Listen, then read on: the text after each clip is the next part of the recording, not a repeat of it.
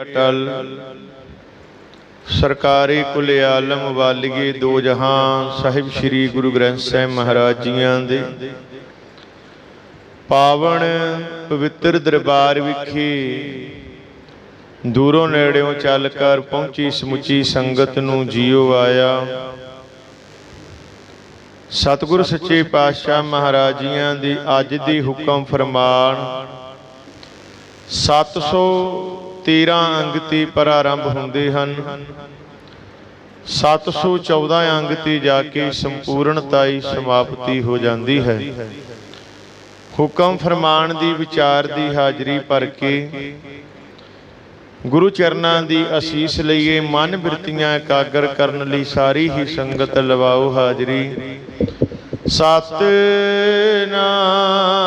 वाहिगुरु सतनाम वाहिगुरु सतनाम वाहिगुरु सतनाम वाहिगुरु। हाँ जी, सतनाम श्री वाहिगुरु साहिब जी। टोडे महला पंजवा। टोडी राग दे विच पंचम पिता शहीदों के सरताज साहिब श्री गुरु अर्जन देव महाराज जियां दी रब्बी बाणी दी रचना है। रसना गुण गोपाल निध गायन। सतगुरु जी मेहर करके समझा रहे हन, हे भाई सारियां सुखां दे खजाने उस गोपाल प्रभु दे नाम जपण विच हन। भाव कि उस दाते दे अकाल पुरख दे जीवा दे नाल गुण गाया सारे खजाने प्राप्त हो जाते हैं। रसना गुण गोपाल निध गायन। भाव के रसना नाल उस अकाल पुरख गोपाल प्रभु दे गुण गाया सुख सुखां दे सारे जिहड़े खजाने हन प्राप्त हो जाते हन। शांत सहज रहस मन उपजियो सगले दुख पलायन। शांत सहज भाव के मन दे विच सहजे शांति जिहड़ी वस जाती है। मन की भटकना दूर हो जाती है। मन शांत हो जाता। शांति अंदर हिरदे विच पैदा हो जाती है। आत्म के अटोलका पैदा हो जाती। सुख पैदा हुंदा है अते सारे दुख जिहड़े हन वो दूर हो जाते ने उस दाते दे नाम जपण विच गुण गाण विच। ये जिहड़ियां बरकतां प्राप्त हुंदियां जदों असीं दाते दे गुण गाउने आ, जीवा दे नाल उस दाते दी सिफत सलाह करदे आ, हिरदे विच शांति दा जिहड़ा है वासा हो जांदा है। गुरु कृपा करदे ने आत्म के अडोलता पैदा हुंदी। भाव के बंदा थां थां ते डोलिया फिरदा डोलणों रहत हो जांदा है। किरपा हो जांदी है। हिरदे च सुख पैदा हो जांदा है। जदों सुख पैदा हुंदा ते सारे दुख जिहड़े पलायन कर जांदे ने। भाव के दुख चले जांदे हन। रहा विश्राम ला के सतगुरु जी मेहर करदे हन। जो मांग है सोई सोई पाव है सेव हर के चरण नारायण। जो मांग है सोई सोई पाव है सेव हर के चरण रसायण। पातशाह मेहर करदे ने प्रभु सारे रसां दा घर है। जंज कह लीए साचे साहिबा क्या नाही घर तेरा। की ये जिहड़ा तेरे घर विच नहीं घर तां तेरा सब किश है। मिलदा किनू जिस देहे सो पावै। जिंदे ते कृपा करे जिन्हों देवे उन्हों प्राप्त होता है। सारिया रसां दा घर है मालिक।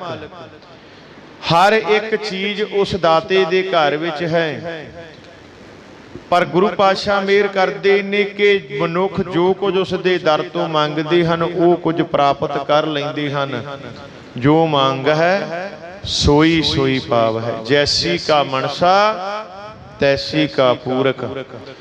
जेहो जी मनसा रख के कोई आउंदा है ओहो जी सतगुरु पूरी कर दिंदा है।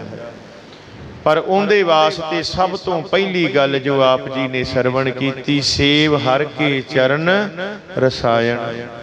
रसना दे नाल सतगुरु जी दे चरण सेवने, नाम नू जपना करना, उस दाते दी सिफत सलाह करनी।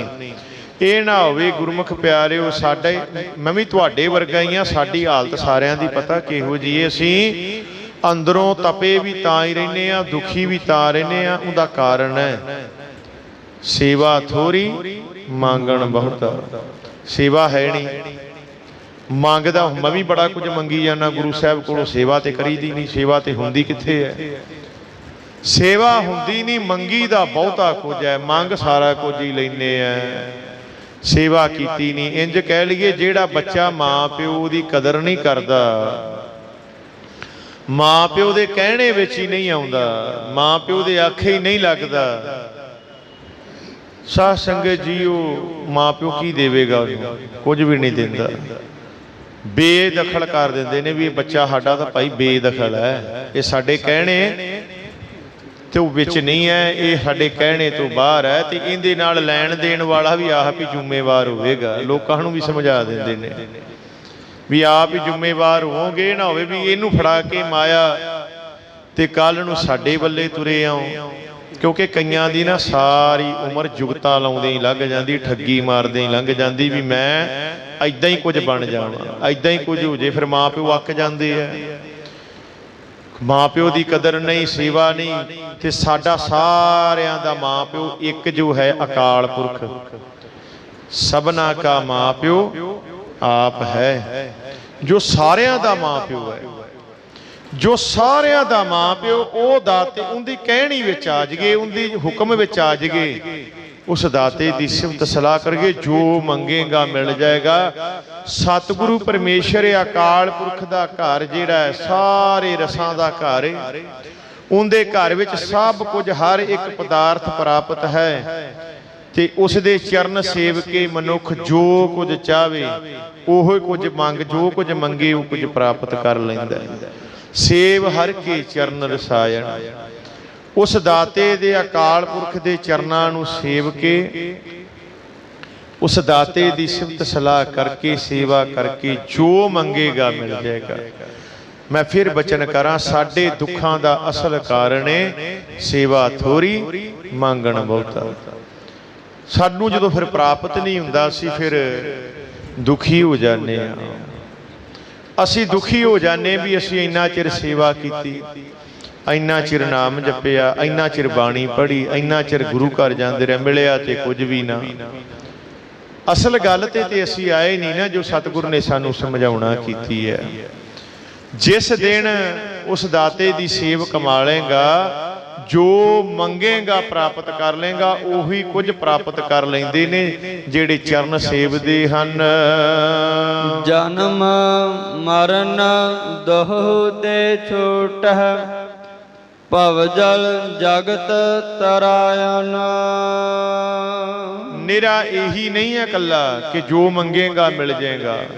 अगली दात सब तो वड्डी है, प्रभु की सेवा भगती करन वाला मनुख जन्म मरण दोवां तो छुट जांदा जे आखो सतनाम। प्रभु भगती करन वाला छुट जांदा है। ना नू जमदूत कुछ कहंदे ने और ना ही साध संगत जी वो मुड़ के जम्मण मरण दे मात गर्भ के चक्करां विच पैंदा है। क्योंकि साध संगत जी जेड़ी भी जूनी विच आ जगे उही जूनी प्यारी लगन लग पैंदी है। तुसी कुत्ते नूं माड़ा जा सोटा मारो, जान बचाउंदा वो भी बेचारा भज उठदा है, भजदा कि मैनूं मारदे आ, वो आपदी जान बचाउण लई भजदा है। जे मनुख अपनी जूनी नूं पसंद करदा भी मनुखा जन्म मैनूं पसंद है, ते उस तो बाद किसी होर जूनी चाहेगा उन्होंने पसंद करन लग पेगा। जीवन हर किसी नूं पसंद है, पर पातशाह कहंदे ने जे तू जीवन मरण तो मुक्ति हो जाए तो किड्डा चंगा हो जाए। कि एक बार मनुख बन के इन्नी भगती कर, इन्नी बंदगी कर, उस दाते की सिफत सलाह कर कि मुड़ के कीड़ा मकौड़ा सप जिहड़ा तैनूं कुत्ता बिल्ला बनना ही ना पवे, तेरी खलासी हो जावे। जन्म मरण दुहूं ते छूट है, भवजल जगत तरायण। निराए नहीं कि उन्होंने जो मंगेगा मिल जाता है। प्रभु भगती कीतियां जन्म मरण दोवां तो गुरमुख छुट जाते ने, संसार समुंदर तो पार लंघ जाते हैं, भवजल पार कर जाते हैं। खोजत खोजत तत विचार्यो, दास गोविंद परायण। खोज करदियां प्रभु दे दास असलीयत नूं समझ जाते हैं। खोज कीती, खोजदियां एक असलीयत ते सच्चाई ते पहुँच गए ते मन की हो गया, टिक गया। क्योंकि जिथे वो आप हुंदा है ना, असलीयत हुंदी है जिथे, उथे आप हुंदा है। अकाल पुरख मेहर करते हैं जिथे आप हुंदा है, फिर उथे की हुंदा है, वो अकाल पुरख दे सेवक केवल ते केवल फिर प्रभु दे आसरे ही रहिंदे हन, उस दाते दी डोरियां सट दिंदे है। साध संगत जी कहंदे किसी गरीब सिख दा घोड़ा जिहड़ा सी गड्डे नाल लाया होया सी, घोड़े दी मौत हो जाती है। घोड़ा बीमार होके मर जाता है। वो अमृतधारी सिंह सी, घोड़ा मर गया। हुण उसे घोड़े दे आसरे वो गड्डा लाउंदा सी। घोड़े रेड़े ते सवारियां नूं शहर लैके आउणा ते शहरों पिंड लैके जाना, लोकां दा समान ढोना। उन्हें जो भी किसी नूं लोड़ होनी उहदे ते लद के उन्हें शहर लै जाना, शहरों लद के पिंड लै आउणा। सुख बनया सी, घर विच चार पैसे आ रहे सी, घोड़ा मर गया। सिदकी बड़ा ज्यादा सी, बड़ी भगती करदा, बड़ा नाम जपदा। किसी ने आके अफसोस करना, आखना जथेदार जी बड़ा माड़ा होया भाई, तेरा घोड़ा सी कमाई का साधन सी, चढ़ाई कर गया। उन्हें आखना जिवें कलगियां वाले नूं चंगा लगा, जिवें गुरु साहब नूं चंगा लगा। सारे नगर च यही गल करनी, जदों किसी ने कहना जिवें कलगियां वाले नूं चंगा लगा, जिवें गुरु गोबिंद सिंह जी नूं चंगा लगा, उवें हो गया। साध संगत जीओ, ये पुराने बजुर्ग गल्लां दसदे हुंदे हन। ये कहानी मैनू मेरी नानी ने सुनाई सी, अज यकदम चेते आ गई मैनू। नानी मेरी सुणादी सी, क्योंकि मैं नानकिया ते पढ़िया सी इत्थे। नानी माता ने गल सुनाई मैनू, कहंदी फिर वो सुना के उन्होंने दसदे हुंदे सी भी ये सच्ची गल है पुत्तर, इन्ना सिदक हुंदा सी सिखां दे विच।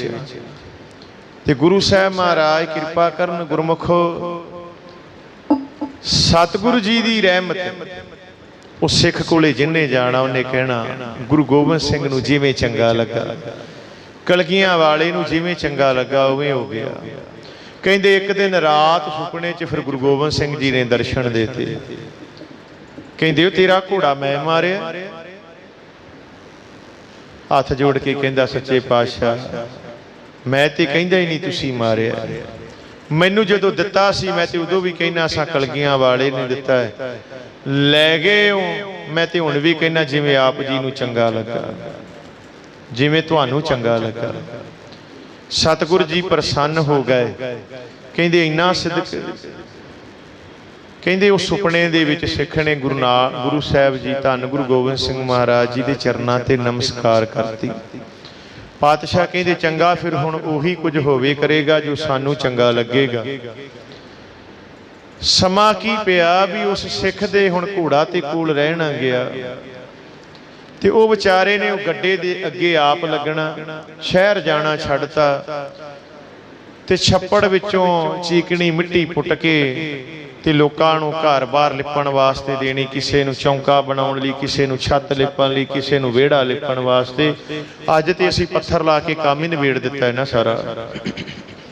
पुराने समय विच ना साध संगत, ज़्यादा पुराना नहीं, मेरी उम्र अजे 38 साल है, तो मैं ये चीज़ अखीं वेखी हुई है भी जदों किसी नूं बुखार ज़्यादा चढ़ जाता सी ना, कपड़े ला के भूंजे लेट जाते हुंदे सन थल्ले धरती ते, ਦਵਾਈ ਨਹੀਂ ਖਾਣੀ, ਥੱਲੇ ਲੇਟ ਜਾਣਾ, 15-20 ਮਿੰਟ ਅੱਧਾ ਘੰਟਾ ਥੱਲੇ ਪੈ ਜਾਣਾ, ਅੱਖ ਲੱਗ ਜਾਣੀ ਤੇ ਭਾਵੇਂ ਚਲੋ 2 ਘੰਟੇ ਸੁੱਤਾ ਰਵੇ ਬੰਦਾ, ਥੱਲੇ ਧਰਤੀ ਤੇ ਸੌ ਜਾਣਾ, ਬੁਖਾਰ ਠੀਕ ਹੋ ਜਾਣਾ। ਹਿਸਾਬ ਲਾ, ਧਰਤੀ ਦੇ ਵਿੱਚ ਇੰਨੀ ਖਿੱਚ ਹੈ। ਬਿਜਲੀ ਲੱਗ ਜੇ ਨਾ ਕਿਸੇ ਨੂੰ ਤੇ ਕਹਿੰਦੇ ਹੁੰਦੇ ਵੀ ਧਰਤੀ 'ਚ ਨੱਪ ਦਿਓ, ਬਿਜਲੀ ਨਾਲ ਕੋਈ ਬੇਹੋਸ਼ ਹੋ ਜਾਏ ਧਰਤੀ 'ਚ ਨੱਪ ਦਿਓ, ਇਹਦਾ ਅਰਥ ਖਿੱਚ ਲੇਗੀ, ਠੀਕ ਹੋ ਜਾਏਗਾ। ਸਾਧ ਸੰਗਤ ਜੀ, ਅੱਜ ਅਸੀਂ ਸਾਰਾ ਕੁਝ ਪੱਕਾ ਕਰਤਾ। ਪੁਰਾਣੇ ਵੇਲੇ ਸਨ ਤੇ ਲੋਕ ਜਿਹੜੇ ਸਨ ਬੜੇ ਸਿਦਕ ਵਾਲੇ ਸਨ, ਦਾਤੇ ਦੀ ਰਜਾ 'ਚ ਰਹਿੰਦੇ। ਉਹਨੇ ਉਹ ਗੱਡੇ ਤੇ ਥੋੜੀ ਬਾਲੀ ਰੇਤਾ ਲੱਦਣ, ਮਿੱਟੀ ਲੱਦਣੀ, ਚੀਕਣੀ ਛੱਪੜ 'ਚੋਂ ਪੱਟ ਕੇ ਤੇ ਆਪ ਹੀ ਅੱਗੇ ਗੱਡਾ ਖਿੱਚਣ ਲੱਗ ਜਾਣਾ ਤੇ ਲੋਕਾਂ ਘਰੇ ਮਿੱਟੀ ਪਹੁੰਚਾਣੀ। ਸਮਾਂ ਐਸਾ ਸਤਿਗੁਰ ਦੀ ਕਿਰਪਾ ਨਾਲ ਪਲਟਿਆ ਕਿ ਸਾਲ 2 ਸਾਲ ਏਦਾਂ ਲੰਘੇ, ਮਿੱਟੀ ਪੁੱਟਦਿਆਂ ਥੱਲੋਂ ਸੋਨੇ ਦੀਆਂ ਗਾਗਰਾਂ ਨਿਕਲ ਆਈਆਂ ਤੇ ਗੁਰੂ ਸਾਹਿਬ ਮਹਾਰਾਜ ਜੀ ਦੀ ਉਹਦੇ ਤੇ ਰਹਿਮਤ ਹੋ ਗਈ। ਭਵਜਲ ਜਗਤ ਤਰ ਗਿਆ, ਸਤਿਗੁਰ ਨਾਲ ਪਿਆਰ ਹੋਰ ਜ਼ਿਆਦਾ ਬਣ ਗਿਆ, ਗਰੀਬੀ ਦੂਰ ਹੋ ਗਈ, ਘਰ-ਬਾਰ ਪੱਕੇ ਹੋ ਗਏ। ਤੋ ਅੱਗੇ ਜੋ ਕੁਝ ਹੋਇਆ ਇਹ ਤੇ ਮੈਨੂੰ ਪਤਾ ਨਹੀਂ, ਪਰ ਨਾਨੀ ਮਾਤਾ ਇੱਥੋਂ ਤੱਕ ਸੁਣਾਉਂਦੇ ਹੁੰਦੇ ਸਨ। ਨਾਨੀ ਮਾਂ ਬਈ ਫਿਰ ਉਹਨੂੰ ਸੋਨੇ ਦੀਆਂ ਮੋਹਰਾਂ ਮਿਲੀਆਂ ਤੇ ਉਹਦੀ ਗਰੀਬੀ ਦੂਰ ਹੋ ਗਈ ਤੇ ਉਹ ਬੜਾ ਪੱਕਾ ਸਿੱਖ ਹੋ ਗਿਆ। ਪਹਿਲਾਂ ਵੀ ਬੜਾ ਪੱਕਾ ਸੀ, ਹੋਰ ਬੜਾ ਪੱਕਾ ਹੋ ਗਿਆ। ਤੇ ਗੁਰਮੁਖੋ ਜਦੋਂ ਖੋਜਦਿਆਂ ਉਸ ਅਕਾਲ ਪੁਰਖ ਮਹਾਰਾਜ ਜੀ ਦੀ ਖੋਜ ਕਰਦਿਆਂ ਬੰਦਾ ਪਹੁੰਚ ਜਾਂਦਾ ਨਾ ਅਸਲੀਅਤ ਤੇ, ਫਿਰ ਉਹਦੇ ਆਸਰੇ ਹੋ ਜਾਂਦਾ, ਫਿਰ ਡੋਲਦਾ ਨਹੀਂ।